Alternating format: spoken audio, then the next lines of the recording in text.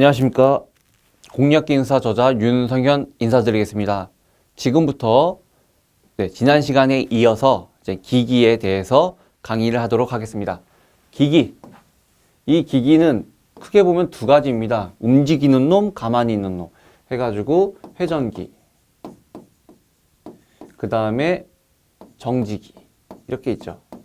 그 다음에 회전기는 크게 보면은 DC가 있고 AC가 있는데, 이때 DC는 이거를 직류기라고 합니다. 그 다음에 AC를 동기기라고 합니다. 정지기 같은 경우는 변압기가 있고요.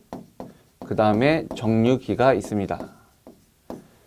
근데 DC는 직류기 같은 경우는 제너레이터, 발전기가 있고 전동기가 있고, 동기기도 발전기가 있고 전동기가 있죠. 일단 시작은 직류 발전기부터 시작을 하고자 합니다. 근데 이거를 하기에 앞서서 우리가 또 기초 이론에 대해서 좀 보죠. 첫 번째, 앙페르의 오른나사 법칙입니다. 앙페르의 오른나사 법칙 뭐냐? 전류의 방향과 자기장의 방향을 알 수 있다는 거예요. 포인트. 예, 뭐예요? 전선을 타고 지금 전류가 이렇게 간다 그러면 앙페르 오른나사 법칙, 오른손을 드세요. 엄지를 전류의 방향으로 잡고 이 네 가지 손가락이 뭘 가리킵니까? 자기장의 방향을 가리킵니다. 만약에 반대가 되면, 반대가 되면 전류의 방향이 이렇게 간다면, 전류가 이렇게 간다면 어떻게 되는 겁니까? 만약에 이렇게 감았다면 여기로 자석이, 즉 자기장의 세기가 이쪽으로 방향을 잡는 거죠. 네. 그리고 여기서 중요한 거는 이렇게 전선 위로 가게 되면 자기장의 세기가 이 방향인데, 이때 나오는 방향을 나사의 뒷면, 들어가는 면을 나사의 그 십자면이라고 보면 되겠습니다. 이렇게 해서 표현을 합니다. 즉 포인트는 전류의 방향과 자기장의 방향이다 라고 말씀을 드리겠고요. 패러데이 렌츠의 법칙에 대해서 볼게요. 패러데이 렌츠의 전자기 유도 법칙은 정말로 중요합니다. 기전력의 크기와 방향을, 즉 이것이 크기요, 렌즈가 추후의 방향을 잡아줬습니다. 예, 우리의 전기는 뭐 탈무스부터 시작해서 이제 길버트로 이어지는데, 길버트가 실질적으로 이제 우리의 학문적인 가치를, 즉 전기의 시작점이 되었죠. 그 길버트 위인께서 우리한테 정말로 큰 선물을 내린 것은 이 지구는 하나의 큰 자석이다 라는 것을 알려줬고요. 하지만 아쉬운 점은 뭐냐면 이분께서는 전기장과 자기장을 구분지었어요. 구분짓고 실험을 하고 이것을 후손들한테 물려줘서 그 후손들이 패러데이가 나타나기 전까지는 전기장 따로, 자기장 따로, 전기장 따로, 자기장 따로 배웠습니다. 근데 패러데이가 드디어 전기장과 자기장의 통합을 하게 됩니다. 무엇이냐? 예를 들자면 이거예요. 하나의 도선을 원을 그리는데 여기다가 전구를 하나 이어요. 여기다가 자석을 이렇게 넣으면 전구가 반짝 하는 거예요. 반짝. 그 다음에 자석을 빼면 또 이때도 램프가 반짝거립니다. 아무것도 없는데 신기하게도 램프가 반짝거리는 거예요. 정말 신기하죠? 예, 이거를 정리한 것이 전자기 유도 법칙입니다. dt분의 d파이, 즉 시간에 따라서 자속이 변화를 하게 되면 즉 유기기 전력이 생긴다는 거예요. 즉 여기서 n은 건수예요. 하나, 둘, 셋, 넷, 네 번 감았죠? 이때는 4번 뜻입니다. 대신에 방향은 뭐냐면 이 자속이, 즉 자속이 오는 것을 막는 거, 그리고 가는 것을 잡는 거, 즉 방해하는 방향으로 잡는다 해서 마이너스라고 여기다가 표현을 했습니다. 기전력의, 유기기전력의 크기와 방향에 대해서 보았습니다. 그 다음 걸 볼까요? 플레밍의 왼손 법칙을 볼까요? 전동기입니다. 전동기. 왼손은 전동기예요. 이렇게 피라는 거예요. 왼손은 이렇게 펴서 검지는 자석 밀도, 여기 포인트 검지부터 잡고 그 다음에 이제 힘을 잡고 그러면 이제 전류가 생성된다는 거죠. 근데 잠깐만.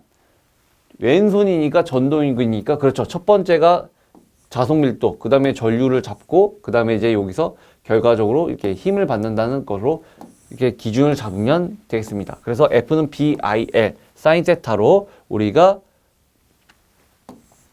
플레밍의 왼손 법칙을 통해서 전동기의 회전력을 발생하는 원리를 찾을 수가 있다. 근데 이제 플레밍 왼손이 있으면 뭐가 있겠습니까? 오른손이 있다. 오른손이 뭐냐? 발전기입니다. 발전기입니다. 자기장 내에서 도체를 회전시킨다. 평등 자기장 안에 전기자 도체를 놓고 평등 자기장 내에 자기력선을 끊으면 기전력이 유도된다. 힘이 생긴다는 거예요. 예, 힘, 자속, 그 다음에 여기에 유도전류, 즉 아까도 FBI였죠. FBI. 여기도 FBI이긴 한데 대신에 유도전류라는 거죠. 유도전류는 유기기전력이랑 같다라고 볼 수 있겠습니다. 그래서 BVL, 사인 세타라고 볼 수 있겠죠. 네. 플레밍의 왼손은 전동기요, 플레밍의 오른손은 발전기의 원리를 알려준다. 그 다음에 하나 더 추가했는데 제가 아까 전에 플레밍의 왼손 배우기 전에 뭐 배웠습니까? 앙페르의 오른나사 법칙을 배웠죠. 전류의 흐름을 기준을 잡고 이 네 가지 자기장의 세 개의 방향 아니었습니까? 때로는 이 네 가지 방향이 우리가 원통에 전선을 이렇게 감으면 전류를 이렇게 보내주면 전류의 방향이 이렇다면 전류의 방향으로 잡으면 자기장의 세기는 이쪽으로 생성된다. 이것이 앙페르의 오른나사 법칙이었죠. 앙페르의 오른나사 법칙 방향. 근데 이번엔 크기예요. 크기. 뭐라고요? 비오사바르의 법칙인데 뭐예요? 이 공식입니다. 여기서 네 가지만 알면 돼요. 전류, 그 다음에 거리, 그 다음에 미소 부분, 그 다음에 세타, 각도, 이 네 가지의 조건만 알면 뭘 안다고요? 자기장의 세기를 구할 수 있다라는 것이 비오라는 분과 사바르의 분이 발견한 법칙입니다. 그 다음에 예상 문제를 한번 쭉 봐주시고요. 그 다음에 직류 발전기의 원리 및 구조를 한번 볼게요. 그렇습니다. 직류 발전기의 원리 및 구조. 직류 발전기의 원리 및 구조는 여러분 딱 이것만 알면 돼요. 세 가지. 이 세 가지만 기억합시다. 전기자, 계자, 정류자. 이게 포인트예요. 전기자는 뭐냐? 실질적으로 뭐예요? 회전자가 돼서 전기를 생산하는 부분. 계자는 고정자로 자석을 공급하고 정류자는 교류해서 직류로 변환하는 겁니다. 네. 네. 전기자는 뭐예요? 나예요, 나. 내가 일을 열심히 해서 돈을 버는 거고, 계좌는 뭐예요? 뭐 이런 말 하면 그렇지만, 부모님한테 물려받든, 내가 로또에 당첨이 되든, 네, 그 공간을 얘기하는 거고요. 그 다음에 정류자는 우리가 생성된 것을 우리가 깨끗하게 필터 역할이 되는 겁니다. 왜요? 직류발전기니까요. 직류발전기니까요. 이 세 가지 기억해 주세요. 그 다음에 브러쉬는 발전된 전기 외부로 인출되고, 공극은 계자와 전기자의 사이에 있는 부분을 공기가 있으니까. 그래서 이 부분은 공극이라고 부릅니다. 그래서 이 부분이 계자요. 같은 말로는 전자석이에요. 그 다음에 이제 이 코일, 즉, 있는데, 실질적으로 이 전기자 있는 부분을 전기자 도체라고 하죠. 이 부분을 코일 변이라고 하죠. 이 부분이 실질적으로 끊어줘가지고, 우리가 정류자를 통해서, 브러쉬를 통해서, 우리가 이제 실질적으로 부하에 공급하게 되는 것이죠. 네, 이 세 개, 전기자, 계자, 정류자를 꼭 기억해 주세요. 그 다음에 이제 원리에 대해서 볼까요? 여기서 이제 공식으로 이제 갈 텐데, 뭐냐면, 유기기전력이 나오는데요. 유기기전력이 나오는데, 이때는 K 파이 N이라는 공식이 나와요. 이거 중요합니다. 네, 직류 발전기 하면은 나오는 공식이에요. 이 K는 기계상수고요. 자속은 뭐냐면 주자속이에요. 즉 여기서 N극에서 S극에서 나오는 즉 자기력선의 총수를 자속 웨버를 뜻하고요. 이 N은 뭐냐면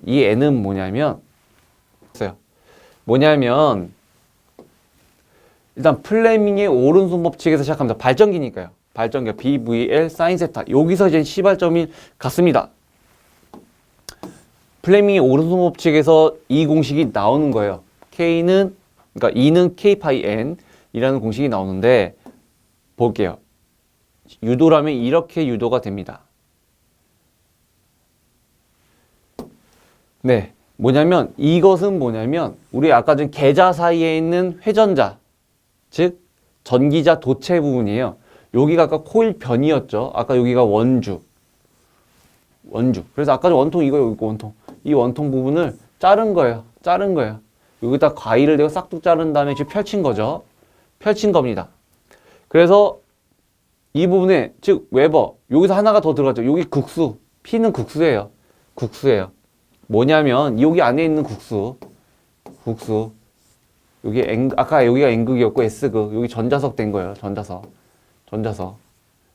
된 부분. 그래서 여기 국수는 절대 홀수가 될 수 없습니다. 짝수고 지금 N극 S극이 있으니까 이 부분은 숫자 2가 되겠다. 아무튼 그래서 즉 자속 밀도는 이렇게 표현할 수가 있다. V는 주변 속도, 회전 속도라고 볼 수 있고요. 이때 뭐예요? 2파이R 원주 이 부분이고요. 그 다음에 라지 n인데 이때 60으로 나눠줍니다. n은 rpm이죠. 그래서 60으로 나누는 거예요. 왜? 단위가 미터 퍼 세크니까요. 그 다음에 이때 도체한계 6이 된 기전력은 자속 밀도에다가 도체 길이에다가 이 회전 속도를 곱해주면 되지요. 그러니까 정리하니까 이렇게 공식이 나오네요. 근데 이거보다 더 중요한 건 이 부분이죠. 전체 유기 기전력이 중요한 건데 이때 뭐예요? 즉 병렬회로수 분의 총 도체수를 곱합니다. 총 도체수. 네, 총 도체수, 즉 병렬회로수 분의 총 도체수. 이거는 제가 건선법에서 다시 설명해 드릴게요. 이 부분은. 그래서 이 부분을 곱하게 되면, 정리를 하게 되면 이렇게 된다는 것입니다. 이렇게 된다는 거예요. 이렇게 된다. 예. 이렇게 된다는 겁니다. 예. 여기서 60의 PZ 파이 N이죠. 그래서 이걸 K로 두고 자석을 두고, 아까 제가 이 N은 뭐라고 했습니까? 이 N은 아까 나왔죠. 네. 여기는 이 N은 뭐예요? RPM이죠. 그래가지고 얼만큼 돌렸냐, 감았느냐에 대해서 정리를 하고자 합니다. 그래서 유기전력은 자속이 그리고 얼만큼 빨리 회전시키냐에 따라서 유기전력이 결정된다. 크기가 결정된다. 라고 보면 되겠습니다. 여기서 이제 손실에 대해서 좀 볼게요. 네. 크게 보면은 이제 무브와 손, 네. 고정손. 이것을 우리가 이제 철손이라고 합니다. 무브와 손, 고정손, 철손. 여기에 대해서 우리가 두 가지가 있는데, 대책이죠. 대책. 저규소 강판을 쓰는데, 즉, 철판에다가 저규소, 즉, 규소를 조금 넣었다는 뜻이에요. 규소를 왜 넣었느냐? 히스테리시스손을 감소시키기 위해서. 네, 성층은 뭐냐? 잘게 잘랐다는 거예요. 그래서 와류손을 감소하기 위해서. 그래서 이런 수식을 통해서 우리가 대책을 한다. 여기서의 포인트는 뭐냐면 대제목이에요. 철손을 줄이기 위해서 저규소 강판, 성층을 한다는 겁니다. 네, 이렇게 보시면 돼요. 그래서 히스테리시스 손이란 이게 이제 면적인데 이거예요, 면적. 이렇게 돼서 이런 면적을 얘기하는 건데요. 여기가 여기가 이제 여자 전류가 흘러서 이렇게 이 면적에 대해서 손실 부분입니다. 손실 부분. 이 부분이 이제 자석 밀도가 되어 있고 이 부분이 이제 자기장의 세기가 될 텐데 이 부분이 원래 없어져야 되는데 이 부분이 계속 뭐예요? 남는다는 거죠. 이 부분을 줄이려고 하기 위해서 이 면적이 히스테리시스 면적이에요. 이 면적을 줄이기 위해서 뭐 어떻게 한다고요? 저규소를 쓴다. 네. 철손을 줄이기 위해서는 저규소 강판, 철에다가 즉 성층, 와류손을 줄이기 위해서 잘게 자른다는 겁니다. 네, 즉 뭐예요? 철손, 무브와 손, 고정손은 같은 말로써 가만히 있어도 손실이 된다는 거예요. 즉, 이 부분을 줄이겠다는 뜻입니다.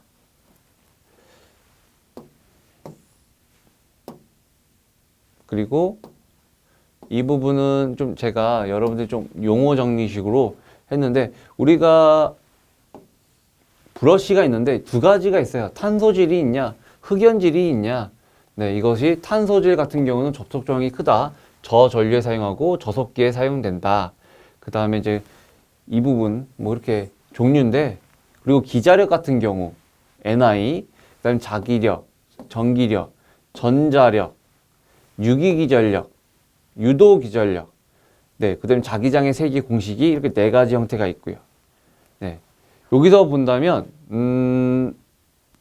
이 두 개는 보세요. 기자력, 자기력 같을까요? 엄연히 다른 거예요. FM인 거고 여기는 F예요. 네, 여기서 H는 자기장의 세기를 뜻하고 또 같은 말로 자력을 얘기합니다. 그 다음에 이제 전기력, 전자력, 또 이 부분 같은 말일까요? 아니죠. 전기력은 F는 네, 전기장의 세기에다가 네, 쿨롱을 둬가지고 이렇게 수식을 간 거고, 전자력은 우리 플레밍의 왼손 법칙으로 정의가 되는 겁니다. BIL 사인 세타요. 아까 전에 BIL 사인 세타로 우리가 정리가 됐죠. 그 다음에 유기기전력 같은 경우는 뭐예요? 플레밍의 즉 왼손과 오른손은 단위가 달라요. 이때는 뭡니까? 유기기전력으로서 BVL 사인 세타이죠. 이때는 볼트가 되죠. 볼트. 즉 여기는 뉴턴이 되겠고 여기는 볼트가 된다. 이 점 기억해 두시고, 그 다음에 유도 기전력 같은 경우는 우리 패러데이 렌즈의 전자기 유도 법칙이라고 합니다. 근데 이게 때에 따라서는 또 유기기전력이라고도 할 때도 있습니다. 네, 유도 기전력이라고 표현한 것은 이때는 이제 어디냐? 변압기 파트에서는 이렇게 부릅니다. 변압기 파트에서는 이렇게 부른다. 그 다음에 우리가 이제 자기장의 세기에 대해서 공식이 있는데, 왜요? 환경에 따라서 바뀌는 거 아니겠습니까? 직선 전류일 때냐, 환상 솔레노이드일 때냐, 원형 코일 중심일 때냐, 무한장 솔레노이드일 때냐. 여기서 솔레노이드란 뭐예요? 전선을 이렇게 감아가지고 뭐예요? 원통 모양으로 만든 형태를 우리가 솔레노이드라고 하지요. 아무튼 그 다음에 여자 전류와 계자 전류가 있는데, 즉 여자 전류란 교류에서 전자기기에, 즉 전기기기의 코일에 흘러서 자기력선을 발생하게 하는 전류로 손실을 포함한 전류이다. 계자 전류는 직류에서 계자건선에 흐르는 전류이다. 즉 내용은 같은데 교류에서 그 다음에 직류에 사용하냐, 그게 다르죠. 그 다음에 여러분 기전력, 전압, 전이차. 네, 그거는 우리 뭐라고 얘기합니까? 우리 오메 법칙에서 전압을 얘기하는 거죠. 전압을 얘기한다. 전압을 얘기한다. 그래서 전기력과 기전력, 즉 전기력은 뉴턴을 얘기하는 거고 기전력은 볼트를 얘기한다는 것입니다. 아무튼 이 부분에 대해서 좀 정리할 필요가 있겠다 싶어서 제가 정리를 해놨습니다. 한번 참고적으로 읽어주시고, 일단 전기자 건선법에서 대해서 좀 얘기를 할게요. 일단 시험 문제 고폐이, 그 다음에 파중으로 사용한다는 것입니다. 지금 뭐냐면 우리가 건선법이 뭐냐면 앞에 뭐 있어요? 전기자죠. 전기자죠. 전기자. 네, 전기자죠. 전기자.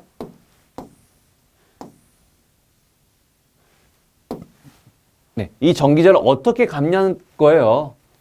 네, 이 안에다가 계자 안에다가 이 여기 있는 건선을, 전기자를 어떻게 감겠냐는 거예요. 이 안에다가 이제 이렇게 홈을 만들어서 이제 건선을 감는데, 뭐냐면 패로권, 그 다음에 2층권 이렇게 감는다는 뜻이에요. 계로권 같은 경우는 이렇게 원통이 있다면 선을 감고 여기 안으로 빼는 것을 이제 우리가 계로권이라고 하는데, 이건 쓰이지 않아요. 왜냐면 이 안으로 들어간 것은 우리가 결국은 못 쓰니까요. 쓸 수가 없기 때문에 그렇습니다. 그 다음에 패로권 같은 경우는 이렇게 원통이 있을 때 뭐예요? 여기 이제 슬롯이 있고, 슬롯이 있다면 이것을 건선을 이렇게 겉으로, 즉 표면을 통해서 감는 것을 우리가 패로권이라고 하고요. 패로권이라고 하고 당연히 단층보다는 2층을 많이 씁니다. 한 슬롯에다가 이제 전선을 두 개를 넣는 거죠. 이렇게 쓴다라는 것입니다. 고페이 파권 준권에 대해서 쓴다. 이렇게 말 문제가 나오니까 좀 기억해 두시고요. 그 다음에 이제 제가 그림으로 표현해 봤어요. 그러니까 준권은 요렇게 파권은 요렇게입니다. 이게 뭐냐면 이 둘은 같은 그림인데요. 중요한 거는 이제 준권은 이게 병렬로서 우리가 한다는 거예요. 병렬로서 이렇게 병렬로서 감고 이렇게 병렬로서 감고 계속 병렬로서 감아줘서 이런 형태가 되어 있고 파권 같은 경우는 직렬로 계속 감아준다는 거죠. 여기서 뭐냐면 만약에 한 슬롯당 여기가 1V가 생성이 되고 1A가 네, 발전된다고 본다면 지금 직류 발전기니까요. 1V랑 1A가 한 슬롯 발전된다면 여기는 뭘까요? 1V 1A, 1V 1A, 1V 1A라고 발전된다면 보세요. 이 병렬이니까 여기는 1V죠. 병렬은 전압이 같으니까. 그 다음에 전류는 111인가 다 더해주면 여기 뭡니까? 4A가 생성되는 거죠. 준권 같은 경우는. 한번 요번에는 파권 볼까요? 이거 한 슬롯당 여기도 1V 1A가 발전된다. 여기도 1V 1A가 발전된다. 여기도 마찬가지다. 여기도 마찬가지다. 라고 봤을 때 몇이에요?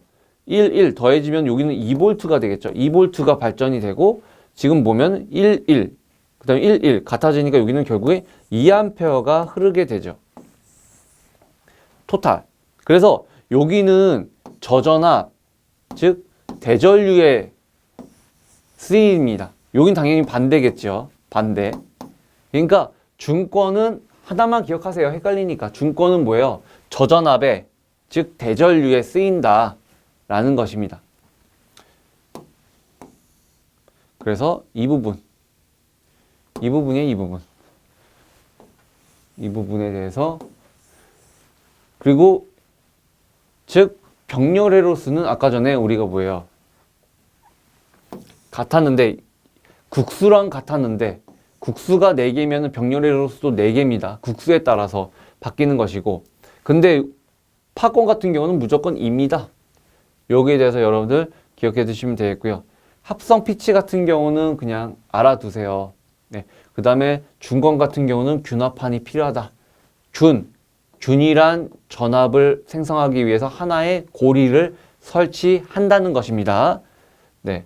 기억해 두시고 그 다음에 직류발전기의 문제 해결인데 뭐냐 전기자 반작용 기자력에 대해서 방지 대책입니다. 보시면 찌그러져요. 이 주자속이 뭐예요? 주자속이 찌그러집니다. 즉 전기자 반작용이란 전기자 도체에 흐르는 전류에 의해 발생된 자기력선이 계자 자기력선에 영향을 주어 계자 자기력선이 물결 모양으로 찌그러지게 하는 기자력이다. 즉 뭐냐면 원래는 N극과 S극이 뭐예요? 이렇게 주자속이 일직선이었는데 뭐예요? 여기 회전하고 있는 놈의 전기자에 전류가 흐르게 되면서 거기에 흐르는 자속이 생기지 않겠습니까? 그 자속 때문에 주자속이 영향을 받아서 찌그러집니다. 결국 이렇게 되지 않고 이렇게 물결 모양이 돼요. 이렇게 물결 모양. 태극기 모양처럼 되는 거죠. 이것이 찌그러지는 현상을 전기자 반작용에 이것의 방지 대책은 어떻게 할 거냐? 일단 보상건선 기억하세요. 그 다음에 보극이고요. 근데 여기서 더 현명한 것은 보상건선입니다. 보상건선 무엇일까요? 주자극편에 설치한다. 그 다음에 보극은 공극의 자속을 평형시킨다. 이게 이제 더 중요해요. 더. 만약 문제에서 같이 나왔다. 이게 더 중요하다. 왜요? 글자 수가 더 길잖아요. 2글자, 4글자라서 중요한 것이 아니라 실질적으로 이것이 더 효과적이기 때문입니다. 그 다음에 양호한 정류 대책 볼까요? 그러니까 양호하게 나오기 위한 거. 원래는 이렇게 되는 거예요. 원래 이렇게 항상 부족하게 좀 늦게 정류가 깔끔해야 되는데 좀 깔끔하지 못하다는 것입니다. 네, 여기에 대해서 우리 지금 정류 어디를 통해서 아까 삼형제 기억하세요. 첫 번째가 뭐예요? 계자였죠. 두 번째는 뭐였어요? 전기자였죠. 그 다음에 세 번째는 뭐였어요? 정류자 아닙니까? 발전된 것을 우리가 DC로 바꿔주기 위한 부분 아니겠습니까? 원래는 이렇게 정류가 되는데 왜요? 패러데이 렌즈의 법칙 때문에 네, 자석은 네, 기전력 같은 경우는 바로바로 그때그때 하는 게 아니라 청개구리처럼 그러다 보니까 이렇게 늦어집니다. 이거를 이제 보완하기 위해서 우리가 정류 대책이 있습니다. 그래서 이때는 보극을 설치합니다. 깨끗하게 좀 필터링을 하고 싶으면 보극이고요. 전기자 반작용을 없애고 싶으면은 아까 전에 뭐예요? 전기자 반작용의 대책은 뭐라고요? 보상건선을 설치한다. 그 다음에 정류 대책은요?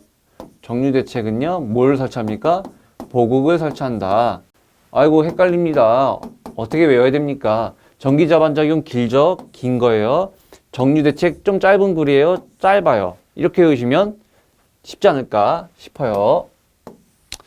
그 다음에 그래서 양호한 정류 대책을 얻기 위해서 여기 이제 리액턴스 전압이 발생되는데 이 부분에 대해서 발생되는데 이게 뭐예요? 어디예요? 우리 마이너스 n dt분의 d파이 아닙니까? 그 다음에 n 그 다음에 l dt분의 di에 즉 패러데이 렌즈의 전자유도 법칙에 의해서 이거는 지금 둘이 여기서 이 부분에 대해서 본 거죠. dt 시간에 대해서 즉 전류 하나를 플러스로 보고 하나는 마이너스인데 이 둘의 차이니까 그러니까 이게 더해지는 거죠. 그래서 마이너스 부딪히니까 그래서 이 IC가 되는 겁니다.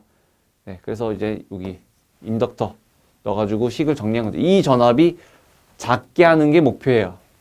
그래서 여러분 시험 문제는 큰 탄소질 브러쉬를 쓴다.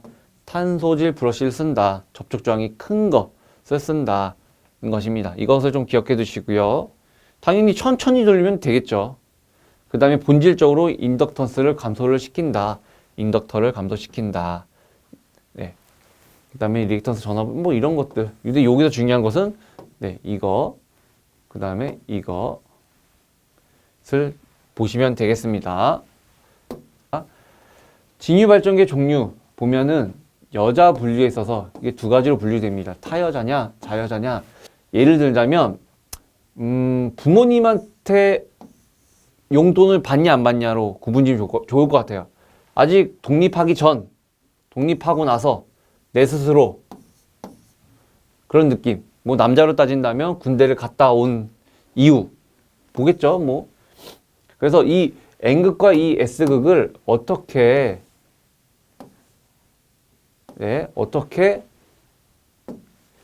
표현하느냐는 것이죠. 이걸 코일을 감아서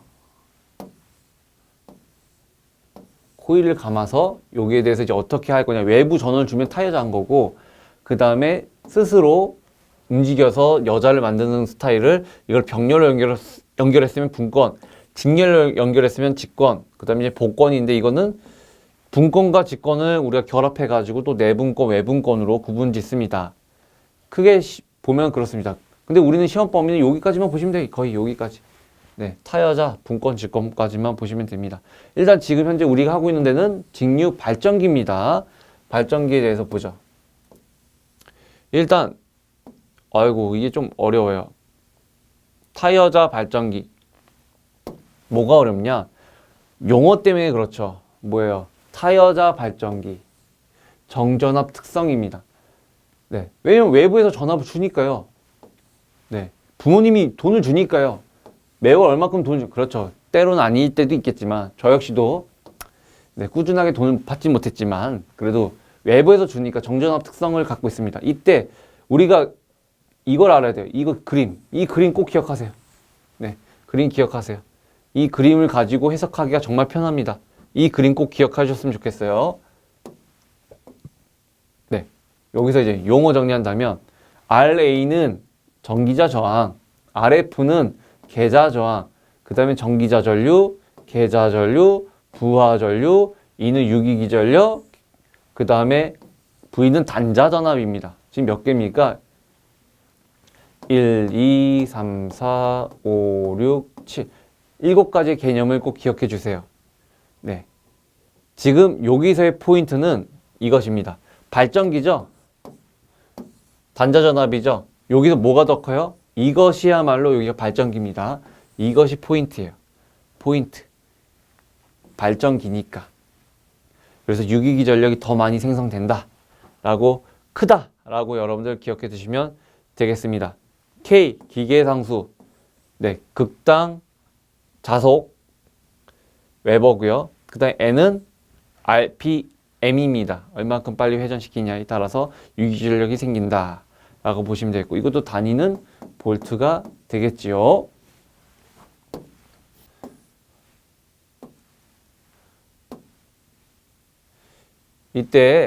이때 부하가 있냐에 대해서 본다면 이런 메커니즘을 갖게 됩니다. 이런 메커니즘. 네, 회로를 보게 되면은 네, 이렇게 메커니즘을 보게 되는데 이때 여기서 기억해야 될 것이 여러분들 요거를 기억해주세요. 요거. 뭐예요? 뭔가 단자 전압에다가 뭔가를 더했으니까 이게 더 커지죠. 즉 이 유기기 전력은 단자 전압에다가 IA, RA에 대해서 이렇게 수식을 가졌다라고 보시면 돼요. 부하가 있었을 때. 그리고 부하가 없을 때는 네, 전류가 0이니까 뭐예요? 무부하 전압은 유기기 전력과 같다라고 볼 수 있죠.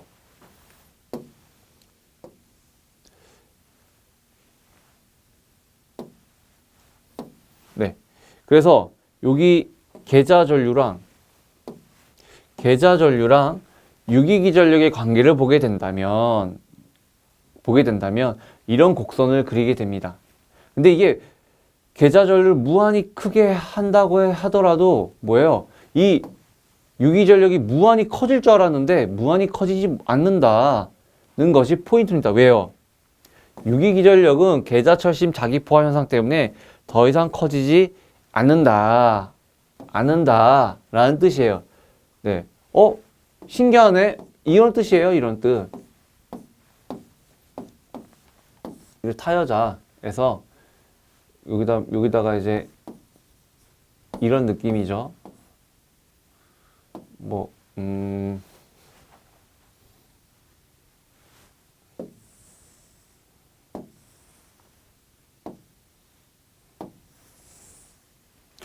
이런 느낌이죠.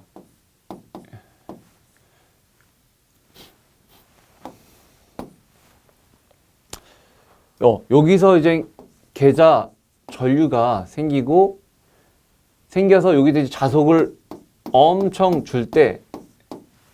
주면은 이게 왜요? 여기 생기는 E는 K 파이 N이라고 그랬잖아요. 즉 이거랑 이거가 지금 비례관계 아닙니까? 네, 비례관계 아닙니까? 즉 자속 또 계자 전류랑도 비례관계 아닙니까? 근데 커지면 무한히 커질 줄 알았는데 뭐요? 신기하게도 어느 일정 부분에서는 이게 포화가 됐다는 거예요. 이게 무한장 커질 줄 알았는데 그게 아니다. 포화가 된다. 라는 것이 무부하 포화 곡선에서 말해주고 있습니다. 그래서 여기서 우리가 돌려주는 거죠. 돌려줘서 발전시키는 거 아니겠습니까? 그래서 여기서 전류가 나가죠. IA, 전기자 전류. 그 다음에 여기가 전기자 저항 해가지고 여기서 E는 네, 단자 전압에다가 뭘 더해줍니까? 여기에 대한 2분을 더해주는 거죠. IA, RA를 더해줘가지고 우리가 이렇게 수식을 정리한다. 네, 그래서 발전기니까 유기기 전력보다 단자 전압이 더 크다. 여기까지만 정리하세요. 그리고 이제 무부하 특성 곡선 봤으면 이제 외부 특성 곡선이라는 게 있어요. 맞죠? 여기 전압, 전류. 네, 전압과 전류.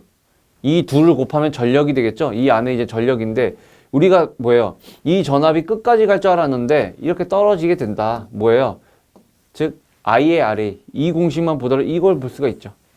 네. 헷갈리죠? 가운데가 플러스냐 마이너스냐. 일단 우리는 타여자 때는 E는 K파이 N 시작해서 E는 V 플러스 IA RA를 여러분 기억해 주세요. 유기기전력, 단자전압. 발전기니까 유기기전력인 거예요. 전동기에서는 유기기전력이라고 부르지 않습니다. 전동기에서는 역기전력이라고 부르죠. 역기전력. 그건 전동기 파트 가서 얘기하고, 네, 내려갑시다. 특징이 있어요. 특징. 이 부분 꼭 읽어주세요. 네, 다 시험 문제 나왔던 얘기니까 꼭 한 번 정도 읽어주세요. 네, 당연히 잔류자기가 없어도 발전이 가능하죠. 왜요? 부모님이 용돈 주니까. 그 다음에 운전 중에 회전 방향 반대로 하면 극성이 반대로 발전한다.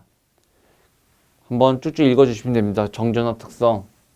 그 다음에 이 타여자 발전기 같은 경우는 우리가 교류 발전기, 즉 동기 발전기의 주 여자기 전원으로서 활용된다는 것을 또 응용해서 좀 기억해 두시면 되겠습니다. 그 다음에 이제 분권이에요. 이제 타여자가 아니에요. 자여자입니다. 본다면 이렇게 형성이 되어 있죠. 이 그림 꼭 기억해 주세요. 이 그림 분권이에요. 분권입니다. 부하시 어떻게 되느냐? 타여자랑 비슷하네요. 네, 여기가 돌아가지고 여기가 이게 생성된 거예요. 이걸 기점으로 이렇게 파생됩니다. 네, 그래서 전류가 이쪽으로 여기를 좀 부하 전류라고 볼 수 있고, 그 다음에 여기 계자 전류라고 볼 수 있고, 여기가 전기자 전류라고 볼 수 있죠. 그래서 이것도 뭐예요? 발전기예요. 네, 당연히 유기전력이 큽니다. 저수식 기억해 두시고, 그림 꼭 기억해 두시고, 네, 그렇게 풀면 됩니다. 대신에 이제 무부하 포원 곡선에 대해서 볼게요. 이것도 뭐예요? 아까 같이 이겁니다. 유기기전력은 K파이 N 아닙니까? K파이 N. 네, 전동기에서는 또 역기전력은 K파이 N이라고 합니다. 네, 발전기니까 유기기전력, 전동기에서는 역기전력. 네. 그래서 지금 발전기니까 유기전력이 발생되는데 기계상수에다가 자석에다가 네, 얼마큼 빨리 회전시키냐에 따라서 유기기전력이 발생이 되는데 이때 이 자석을 무한히 올려주면 이것도 무한장 올라갈 줄 알았는데 어느 일정 구간은 1대1이지만 근데 이제 어느 일정 범위를 벗어나면 이것도 마찬가지로 포화를 한다. 포화. 왜요? 철심 포화 때문에 그렇다. 근데 아까 타여자와 자여자의 차이점은 아까 여기서 시작하지 않았습니까? 근데 분권 같은 경우는 여기서 시작한다. 왜요? 잔류자기가 있어야 그래도 발전을 하니까. 그래서 이것 때문에 좀 여기에 올라가 있다는 점만 좀 기억해 주시면 되겠습니다. 그 다음에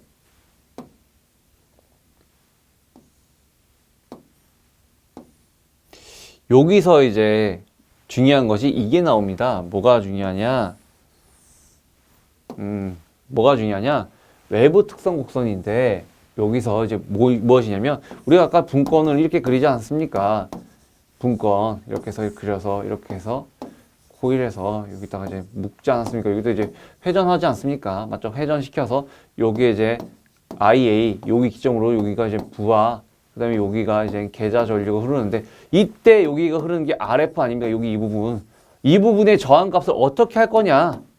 이 저항을 어떻게 할 거냐? 크기를 어떻게 할 거냐는 거예요. 이걸 무조건 크게 하는 게 좋은 거냐? 아니면 무조건 작게 하는 게 좋은 거냐? 어떻게 하면 좋은 거냐라는 것이 여기 즉 외부 특성 곡선에 의해서 우리가 알 수 있다라는 거예요.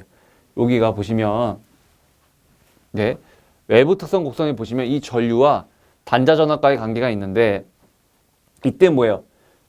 우리 ohm의 법칙을 봅시다.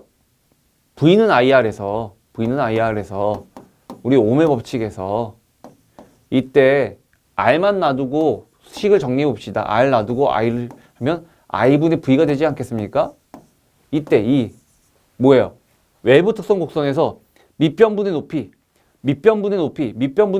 이 기울기가 이 그래프에서 기울기 자체가 뭐예요? 저항을 뜻하죠. 이때 이 저항은 우리 이 부분을 또 뜻합니다. 그러니까 뭐예요? 너무 크면 여기 딱 만약에 발전되질 않아요. 근데 어느 일정한 크기가 되면 뭐예요? 여기 외부 특성 곡선의 이 빗면이랑 마주치기 때문에 뭐예요? 이게 저항값에 의해서 이게 발전되는 전압이 와, 변화가 너무 큽니다. 변화의 폭이. 그래서 안정된 전압으로 발전되지 않죠. 뭐예요? 이 빗면을 우리가 임계저항선이라고 하는데 이 빗면을 임계저항선이라고 이름을 정한 거예요. 이 임계저항선보다 뭐예요? 무조건 작게. 그래서 어떻게 된다고요? 무조건 크면 안 돼. 발전되지 않아. 그래서 적당히 커야 돼. 이 적당히 커야 돼. 라는 것이 그래서 이 저항이 크기를 정하는 거예요. 즉 결론은 임계저항선보다는 작아야 된다. 라는 것이 포인트예요. 밑에 써 있죠. 이거보다. 그래서 여기 이 부분 한번 읽어주시고 네 그거예요. 근데 특징 한번 읽어주시고 근데 여기서 가장 중요한 것은 요거랍니다. 요거예요. 요거 보시면 분권이 왜 시험 문제 나오냐 이것 때문에 나옵니다. 뭐냐면 이 외부 특성 곡선에서 보시면 우리가 부하를 우리가 전기를 쓰는데 이거가 무슨 문제가 있어서 이게 쇼트가 됩니다. 쇼트를 좀 유식하게 얘기하면 단락이라고 합니다. 단락돼서 이때의 쇼트 전류, 단락 전류가 그런데 이때 우리가 일반적으로 생각하는 것은 단락 전류는 큰 전류입니다. 큰 전류. 여러분 안 되죠. 이렇게 실험하면 안 되니까 위험하니까 안전사고가 날 수 있으니까 아무튼 전선과 전선이 만나면은 즉 상과 상이 만나게 되면은 아이고 네 제가 예전에 시설관리직에서 근무하다가 즉 분전함에서 모르고 벤치 작업하다가 왜냐면 현장 가면은 네 거의 대부분이 차단기를 내리고 작업할 수가 없어요. 왜냐면 네 사업장들이 그걸 원하지 않습니다. 그래서 차단기를 올려둔 상태로 작업을 하죠. 그때 작업을 잘못하다가 쇼트 사고 나서 그때 마침 작업하고 있었던 공구 벤치가 그 단락전류 때문에 이빨이 다 나가는 것을 보고 야, 이 단락전류 무섭다 라고 저는 그때 느꼈죠. 그게 거의 15년 전 아무튼 단락전류가 흐른다. 근데 여기서는 뭐예요? 단락전류가 처음에 증가하다 싶더니 어느 일정 부분에서 뭐예요? 일정한 전류로 갑니다. 즉 분권발전기에서 단락전류는 소전류다는 것이 특징이에요. 소전류가 특징이다. 예, 이런 메커니즘을 갖고 있다. 왜 작은가? 왜요? 왜 작은가? 여기로 많이 가다 보면 전류가 이쪽으로 많이 가다 보면 당연히 상대적으로 여기는 작게 가겠죠. 네, 여기로만 전류가 많이 가게 되면 그러면 여기 주는 자속도 어떻게 돼요? 자속도 원래는 3개를 줬다가 점점 주니까 이렇게 줄게 되는 거죠. 주니까. 그래서 유기 전력도 0이 되고 그래서 단락 전류가 줄게 된다라는 뜻입니다.